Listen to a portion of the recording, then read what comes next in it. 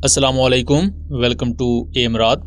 दोस्तों, जहां पूरी दुनिया ईरान के बैलिस्टिक मिसाइल प्रोग्राम के खिलाफ थी, जो इजराइल और उसके इत्तेहादी जिसमें इवन इंडिया भी है, कई दफ़ा के बैलिस्टिक मिसाइल प्रोग्राम को इलीगल करार दे चुके हैं, उस पर सैंक्शंस तक को सपोर्ट करते रहे हैं। ऐसे वक्त में पाकिस्तान ने बहुत बड़ा स्टांस अपनाया है। पाकिस्तानी प्राइम मिनिस्टर ने ओपनली ये कहा है कि जब पूरी दुनिया में कोई भी मुल्क बैलिस्टिक मिसाइल्स को डेवलप कर सकता है और अपने दिफा के लिए रख सकता है, तो ऐसे वक्त में ईरान पर पाबंदियां लगाना कि जी ये बैलिस्टिक मिसाइल नहीं बना सकते, ये बिल्कुल इलीगल है और दुनिया का ये दोगलापन एक्सेप्टेबल नहीं है। अगर आज ईरान पर इस तरह की पाबंदियां लगा रहे हैं, कल को आप पाकिस्तान की तरफ आ जाएंगे, फिर उसके बाद कोई तीसरा मुल्क आप ढूंढ लेंगे जिस पर आप इस तरह की सैंक्शंस लगाएंगे। और इसको लेकर ईरान में पाकिस्तान की बहुत तारीफ की जा रही है, बिकॉज पाकिस्तान ने ईरानियन मिसाइल प्रोग्राम को ना सिर्फ डिफेंड किया है बल्कि कहीं ना कहीं इंटरनेशनल लेवल पर उसको सेफगार्ड करने में भी अपना रोल निभाया है। अब जिस तरह ईरान पर सैंक्शंस इस वक्त हट चुकी हैं, तो क्या फ्यूचर में ऐसी पॉसिबिलिटीज हो सकती हैं कि पाकिस्तान और ईरान जॉइंटली बैलिस्टिक मिसाइल्स या जॉइंटली हाइपरसोनिक या कुछ दूसरे इस तरह के क्रिटिकल इक्विपमेंट को मैन्युफैक्चर करें या उनके लिए जॉइंट प्रोग्राम्स रन किए जाएं? इसकी फिजिबिलिटी को भी आज की वीडियो में समझेंगे। सबसे पहले आप पाकिस्तानी प्राइम मिनिस्टर का ये स्टेटमेंट सुने। Ballistic missiles, and of course they cannot be double standards, two standards, that some countries can have ballistic missiles and Iran shouldn't have. This is simply, you cannot digest this kind of duplicity. So I would say with fullest command at my domain that this MOU does not mention about ballistic missiles. It was never on the table. It was never on the agenda. And Iranian side never wanted to even discuss about it. So that is not an impression. That is a fact of matter. So there should be no second thoughts about it. It must not be misconstrued because there are spoilers all over the world to scuttle this peace deal. They don't want Iranian nation, great nation, to come out of this ashes of war. अब इसमें आपने ये देखा कि एक चीज Pakistani PM की तरफ से क्लियर की गई, प्लस ईरानियन प्रेसिडेंट भी वहां मौजूद थे, कि जब ईरान और यूएस के दरमियान पीस टॉक्स हुई तो उन पीस टॉक्स में ईरानियन बैलिस्टिक मिसाइल्स वाला जो प्रोग्राम था उसको एक्सक्लूड कर दिया गया था। यानी कि ईरान अपने न्यूक्लियर बॉम्ब को लेकर एश्योरेंस देगा कि वो कोई न्यूक्लियर वेपन डेवलप नहीं करेंगे। ईरानियन न्यूक्लियर प्लांट्स को इंटरनेशनल ऑर्गेनाइजेशन इंस्पेक्ट करेंगी। लेकिन जो इजराइल की एक बहुत बड़ी शर्त थी कि ईरान अपने बैलिस्टिक मिसाइल प्रोग्राम को बंद कर दे या रोक दे या उनकी रेंज को लिमिटेड कर दे जिससे इजराइल को टारगेट ना किया जा सके, वो क्लॉज ही पाकिस्तान ने निकलवा दी। प्लस ईरान भी उस पर नहीं माना, बिकॉज ईरान का क्लेम है कि बैलिस्टिक मिसाइल्स ही हमारी मेन डेटरेंस है। ना ईरान के पास कोई क्रेडिबल एयरफोर्स है, ना ही ईरान के पास कोई क्रेडिबल एयर डिफेंस सिस्टम है। और ये चीज हम देख चुके हैं, जो उन्हें चाइना की तरफ से मिला या जो उन्हें रशिया की तरफ से कुछ थोड़ी बहुत मदद मिली, उस बुनियाद पर उन्होंने कुछ एयरक्राफ्ट शूट डाउन किए यूएस के, लेकिन कोई credible air defence system Iran develop नहीं कर सका। यहाँ तक कि जो इंडिजिनस एयर डिफेंस सिस्टम्स भी ईरान के थे वो तक इजीली यूएस और इजराइल ने डिस्ट्रॉय किए और उनकी वीडियोस तक भी उन्होंने रिलीज की हुई हैं। तो ईरान के पास जो क्रेडिबल डेटरेंस है अपने मुल्क के दिफा के लिए, वो उनके पास उनके मिसाइल्स हैं, चाहे हम क्रूज मिसाइल्स की बात करें, चाहे हम बैलिस्टिक मिसाइल्स की बात करें या उनके फतह 2 हाइपरसोनिक मिसाइल की बात करें। और इसके साथ साथ ईरान की ड्रोन मैन्युफैक्चरिंग या उनकी ड्रोन फोर्स। अब इस वक्त सिचुएशन कुछ यूं है कि ईरान पर आने वाले कुछ दिनों के लिए या कुछ महीनों के लिए सैंक्शंस खत्म कर दी गई हैं। आने वाले 60 दिन काफी ज्यादा अहम होंगे, बिकॉज इसमें अब टेक्निकल लेवल की टॉक्स होंगी। अगर ये डायलॉग कामयाब होता है तो प्रॉपर एक पीस एग्रीमेंट भी साइन कर लिया जाएगा और ईरान पर जो सैंक्शंस लगी हुई हैं वो खत्म हो जाएंगी। तो अगर सैंक्शंस खत्म हो जाती हैं तो उस लिहाज से आप कह सकते हैं कि पाकिस्तान भी फिर ईरान के साथ हर किस्म की ट्रेड कर सकता है, बिकॉज ट्रेड अभी भी हो रही है पाकिस्तान और ईरान के दरमियान, बट वो होती है अनऑफिशियल खाते में जिसे हम स्मगलिंग कह देते हैं, बट बेसिकली वो है ट्रेड ही। अगर सैंक्शंस खत्म होती है फिर पाकिस्तान ऑफिशियली ट्रेड कर सकता है ईरान के साथ। लेकिन सबसे पहले आप ये समझें कि ईरान का जो बैलिस्टिक मिसाइल प्रोग्राम है ये शुरू कैसे हुआ था, उसकी मैं थोड़ी सी आपको डिटेल्स बताता हूँ। सन 1980 से लेकर 1988 तक जब ईरान और इराक के दरमियान जंग चली, ये 8 साल की बड़ी तबाहकुन जंग थी। तो इराक के पास एक बहुत बड़ा जो एडवांटेज था वो थे उनके स्कड मिसाइल्स। इराक ने बहुत बड़ी तादाद में स्कड मिसाइल्स सोवियत यूनियन से खरीदे थे और इराक ने बहुत ही की जो टारगेट्स थे ईरान के उनको न्यूट्रलाइज किया था इन बैलिस्टिक मिसाइल्स का यूज करते हुए। अब कुछ स्कड मिसाइल्स मेल फंक्शन होके लैंड कर गए ईरान में और उनका जो एयरफ्रेम था या उनकी बॉडी जो थी वो रिकवर की ईरानियन साइंटिस्ट ने, और पहला जो स्कड बी मिसाइल इन्होंने इस तरह के कुछ इकट्ठे किए उसकी बुनियाद पर, प्लस कुछ लीबिया से इन्होंने स्मगल करवाए और नॉर्थ कोरिया और चाइना की मदद से ईरान ने अपना पहला शहाब 1 मिसाइल लॉन्च किया जिसकी रेंज थी 330 किलोमीटर।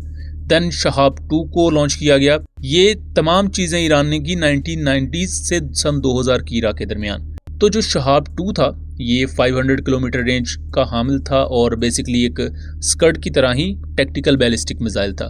तो ईरान का मिसाइल प्रोग्राम वहां से शुरू हुआ क्योंकि ईरान ने सबसे ज़्यादा मार भी इराक के खिलाफ इन स्कड मिसाइल्स की वजह से ही खाई थी, तो ईरान ने उसी को काउंटर करने के लिए अपने बैलिस्टिक मिसाइल प्रोग्राम को रन किया। फिर 1973 में जब ईरान पर पाबंदियां लगी तो ईरान को ये पता था कि अभी उनकी एयरफोर्स ना तो वो फाइटर जेट्स दूसरे मुल्कों से खरीद सकते हैं, अपना फाइटर एयरक्राफ्ट बनाना ज्यादा कॉम्प्लेक्स चीज थी ईरान के लिए, लेकिन मिसाइल टेक्नोलॉजी ईरान के पास चूंकि आ चुकी थी तो ईरान ने फिर ज्यादा अपना जो जोर रखा वो मिसाइल टेक्नोलॉजी पर रखा। और इसी वजह से आज हम बहुत बड़े नंबर्स में ईरानियन मिसाइल्स को देखते हैं जिनकी ना सिर्फ बहुत सी कैटेगरीज हैं बल्कि नंबर वाइज भी ईरान के पास हजारों में मिसाइल्स मौजूद हैं। और इन मिसाइल्स ने अमेरिका के बेसिस पर क्या क्या नुकसान पहुंचाया, कितने हाई एंड इक्विपमेंट को डिस्ट्रॉय किया जिसमें बहुत ही ज्यादा हाईटेक रेडार्स थे, एयरक्राफ्ट थे, फिर एमुनिशन डिपोज थे, इवन इजराइल के मॉडर्न एयर डिफेंस सिस्टम्स को डॉज करते हुए ये मिसाइल्स इजराइल में इन्होंने बहुत से इम्पैक्ट क्रिएट किए।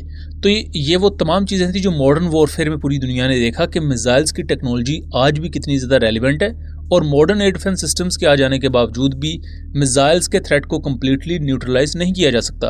और यही चीज़ कहीं ना कहीं हमने पाकिस्तान और इंडिया के कॉन्फ्लिक्ट में भी देखी, जहां इंडिया ना तो पाकिस्तान के फतह 1 और फतह 2 मिसाइल्स या रॉकेट्स को न्यूट्रलाइज कर पाया कम्प्लीटली और ना ही पाकिस्तान इंडिया के मिसाइल्स को कम्प्लीटली न्यूट्रलाइज कर पाया, और दोनों साइड पर हमने उसके इम्पैक्ट देखे। लेकिन पाकिस्तान इंडिया की वॉर में एयर पावर ज्यादा डोमिनेट थी तो एयर वॉर को बहुत से लोगों ने तवज्जो दी, लेकिन ये जो मिसाइल्स वाला सीक्वेंस है इसको सब लोग भूल बैठे। लेकिन पाकिस्तान ने यहाँ जिस तरह डिफेंड किया है ईरानियन मिसाइल प्रोग्राम को, उसको लेकर पूरी दुनिया एक तो शॉक्ड है। खासतौर पर इंडियन साइड पर अगर आप देखेंगे तो इस पर प्रोपेगेंडा भी किया जा रहा है कि पाकिस्तान बड़ी खतरनाक चीज़ को सपोर्ट कर रहा है, ईरान टेररिस्ट ग्रुप्स को सपोर्ट करता है। वो सब ठीक है, ईरान जिन प्रॉक्सीज को सपोर्ट करता है मैं ज़ाती तौर पर उसके हक में नहीं हूँ, लेकिन आपको ये चीज़ भी देखनी होगी कि आप एक मुल्क को इतना ज़्यादा कोने में धकेल नहीं सकते कि नहीं ये तो कुछ नहीं कर सकता, तो उससे आने वाले वक्त में ज़्यादा तबाही होगी। वर्ल्ड वॉर 1 के बाद भी जब जर्मनी पर कंप्लीट सैंक्शंस लगा दी गई और यहाँ तक कह दिया गया कि ये तो अपनी एयरफोर्स भी नहीं रख सकते, ये अपनी आर्मी भी नहीं रख सकते, तो उसका रिएक्शन ही था कि वर्ल्ड वॉर 2 हुई थी, कि उसके बाद फिर हिटलर ने इसी चीज़ को जवाब बना के बहुत बड़ी आर्मी क्रिएट की और अल्टीमेटली फिर वर्ल्ड वॉर 2 हुई थी। अगर आप ईरान को बिल्कुल ही कोने से लगा दें कि ये तो कुछ ना करे तो उसका भी एक रिएक्शन आएगा, और क्या दुनिया उस रिएक्शन को बर्दाश्त करने के लिए तैयार है या नहीं, ये सबसे बड़ा सवाल है। तो पाकिस्तान ने यहाँ जो ईरान की एक क्रेडिबल डेटरेंस है उसको सपोर्ट किया है, और इसी वजह से ईरान के मिसाइल प्रोग्राम को भी सपोर्ट किया है कि भाई इनको भी हक है कि ये अपने दिफा के लिए मिसाइल्स डेवलप कर सकते हैं। अब जहां तक बात है कि ईरान पर सैंक्शंस अब अमेरिका ने खत्म कर दिए हैं जब तक ये टॉक्स चल रही हैं, और हो सकता है उसके बाद भी ये सैंक्शन ज्यादातर ना लगे ईरान पर, तो उसके बाद पाकिस्तान के पास बहुत से जॉइंट वेंचर के चांसेस हैं। और यही वजह है कि ईरानियन प्रेसिडेंट भी चूंकि पाकिस्तान आए हुए थे तो जॉइंट डील्स को लेकर, चाहे वो सिविलियन डोमेन की हों या स्ट्रेटेजिक डोमेन की हों, उसको लेकर बातचीत की गई है और स्ट्रॉन्ग हिंट भी हमें यहाँ देखने को मिलते हैं। अगर चीज़ें स्मूथ चलती हैं आने वाले वक्त में तो ना सिर्फ हमें पाकिस्तान ईरान की गैस पाइपलाइन का प्रोजेक्ट कंप्लीट होता हुआ नजर आएगा, बल्कि एक्सक्लूसिवली पाकिस्तान और ईरान की मिलिट्री एक्सरसाइजेज भी देखने को मिलेंगी। और फ्यूचर में ये भी पॉसिबल है कि पाकिस्तान और ईरान जॉइंटली कुछ वेपन सिस्टम्स पर काम करें, जैसे इस वक्त पाकिस्तान तुर्किया के साथ करता है, चाइना के साथ करता है और दूसरे अपने इत्तेहादी कंट्रीज के साथ करता है। पाकिस्तान जो एक चीज ईरान से बहुत कीनली सीख सकता है, ऑलरेडी पाकिस्तान की बैलिस्टिक मिसाइल जो टेक्नोलॉजी है ये एक हद तक कह सकते हैं कि ईरान के ईरा से ही स्टार्ट हुई। जैसे जब ईरान के पास मिसाइल्स आए तभी पाकिस्तान ने भी मिसाइल्स वगैरह एक्वायर किए या बनाए अपने, लेकिन जो ईरान ने रिसेंट कुछ ऑल्ट्रेशंस किए हैं अपने मिसाइल्स में, क्योंकि मिसाइल्स की टेक्टिक्स को डिप्लॉय करने में ईरान का कोई भी दूसरा सानी नहीं है इस पूरे खित्ते में। और ख़ास तौर पर जिस तरह ईरान ने अपने फतह-1 और फतह-2 हाइपरसोनिक मिसाइल्स को यूज़ किया। फतह-1 एक manoeuvrable re entry vehicle based ballistic missile है जो कि बेसिकली हाइपरसोनिक स्पीड अचीव कर लेता है अपने टर्मिनल फेज में, सेम एज जैसे पाकिस्तान के पास भी इस तरह के MARV कैपेबल बैलिस्टिक मिसाइल्स मौजूद हैं जो अल्टीमेटली आप उन्हें हाइपरसोनिक कैटेगरी में ही डाल सकते हैं। जो फतह-2 है ये proper hypersonic glide vehicle based ballistic missile है और ये अपनी सस्टेन्ड मैक 9 की स्पीड तक अचीव कर सकता है और टर्मिनल फेज में ये मैक 15 तक भी जा सकता है। ये पॉसिबिलिटीज़ हैं और 1500 किलोमीटर तक की ये रेंज देता है।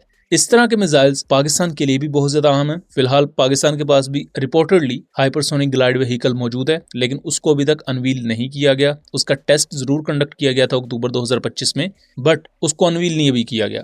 तो पाकिस्तान फ्यूचर में फतह-2 जैसे या फतह-1 जैसे जो मिसाइल सिस्टम्स हैं इनकी टेक्नोलॉजी पर ईरान के साथ मिलकर काम कर सकता है। स्वार्म ड्रोन वॉरफेयर पर काम किया जा सकता है और उसके बदले में ईरान की एयरफोर्स को स्ट्रेंथन करने के लिए पाकिस्तान इकदाम उठा सकता है, चाहे वो जॉइंट ट्रेनिंग हो या ईरान को कुछ क्रेडिबल डेटरेंस के तौर पर एयरक्राफ्ट प्रोवाइड करना। बट ये तमाम चीज़ें तभी पॉसिबल हैं कि अगर ये टेक्निकल लेवल का जो सेशन ऑफ डायलॉग है ये कंप्लीट होता है, एक प्रॉपर पीस एग्रीमेंट साइन कर लिया जाता है, तो उसके बाद हम देख सकते हैं कि भाई ठीक है पाकिस्तान और ईरान जॉइंटली कुछ मिलिट्री प्रोजेक्ट्स पर भी काम करें। और चूंकि दोनों मुल्क आपस में हमसाया मुल्क हैं, नेबरिंग कंट्रीज़ हैं, तो आपको फ्यूचर में एक दूसरे के साथ चलना पड़ेगा। बिकॉज अभी कुछ मामलात पर जो डिसएग्रीमेंट्स हैं उनको आप सॉल्व करें, उनको सॉर्ट आउट करें और काफ़ी हद तक चीज़ें सॉर्ट आउट हो भी गई हैं और फ्यूचर में एक दूसरे के साथ रहेंगे तो जो कॉमन थ्रेट्स हैं तो उनको बेहतर तरीके से काउंटर किया जा सकता है। सो दोस्तों ये था एक एनालिसिस। उम्मीद करता हूँ चीज़ें क्लियर रही होंगी। वीडियो पसंद आई हो तो इसे ज़्यादा से ज़्यादा शेयर कीजिएगा